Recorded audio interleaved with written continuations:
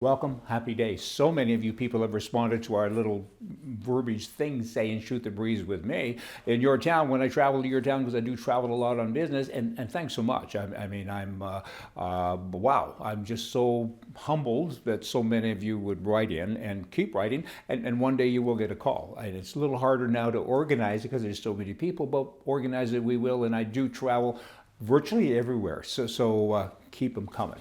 Let me tell you about things going on in the world here. You got the prime mistake of Canada. During the election, he was wearing a bulletproof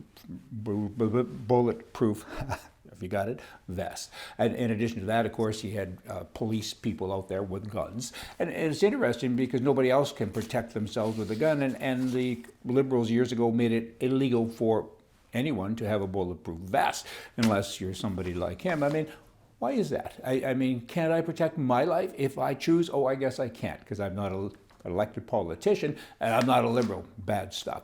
You know, the Trump brand, some left-wing people are saying is now toxic because he has lost $500 million and so on. He expected to lose a lot more than that. I mean, he's a patriot.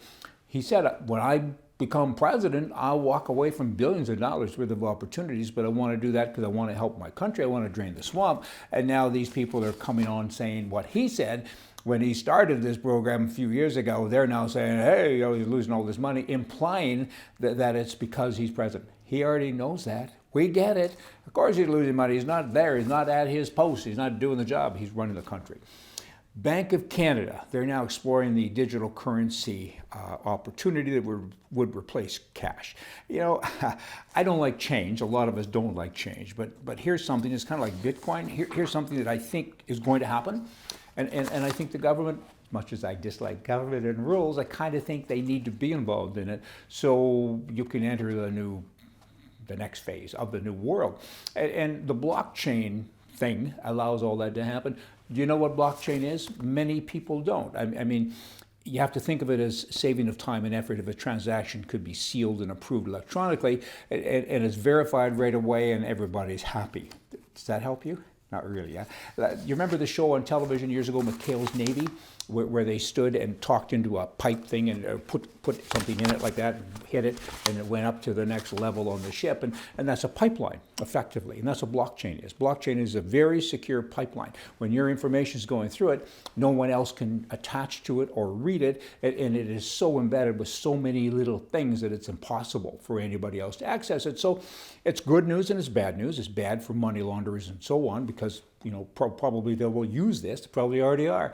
But years ago, not everybody had an email address. Now I think everyone does. I believe that probably in the next 10 years, everyone will have a blockchain address. I can send you information, I can send you money, and I don't need a bank anymore, and I don't need this, and I don't need that. It's kind of interesting. Just sharing with you. Who am I? I got a crystal ball. Hey, Alberta, Canada. The election commissioner there, he continues to impose rules and the rule of law, I guess. He doesn't hold hearings. He doesn't have trials. He just says, hey, I didn't like, he was appointed by the NDP. And he goes to the conservative people and says, hey, I didn't like what you did. And so you have a $50,000 fine because you interfered in the election in Alberta. And this has been going on to the tune now of about $250,000 in fines that he's levied. Hey, Premier Kenny, fire that guy. I think you can. You have that ability to get rid of him because what he's doing is bad. I mean, it's all political. Everything he does is going to be used again in the next election by the NDP as a weapon. And in fact, it hasn't gone to trial. I mean, before you can say somebody's guilty, don't they get a chance to defend themselves? Not in Alberta, apparently. That's not very nice. Here's words from a viewer. He wrote this in. I thought it was kind of interesting. White supremacy is left-wing code for American history. This guy's out of Dallas. American exceptionalism, the rule of law, the Constitution, and the various habits and patterns that made America the most prosperous and powerful nation in history. Indian supremacy, that's an accurate term. Indians are superior to me. They pay no taxes, and I pay them. Hey, we like to share what viewers have on their mind from time to time. What's on your mind? Send us a comment. Hey, see ya.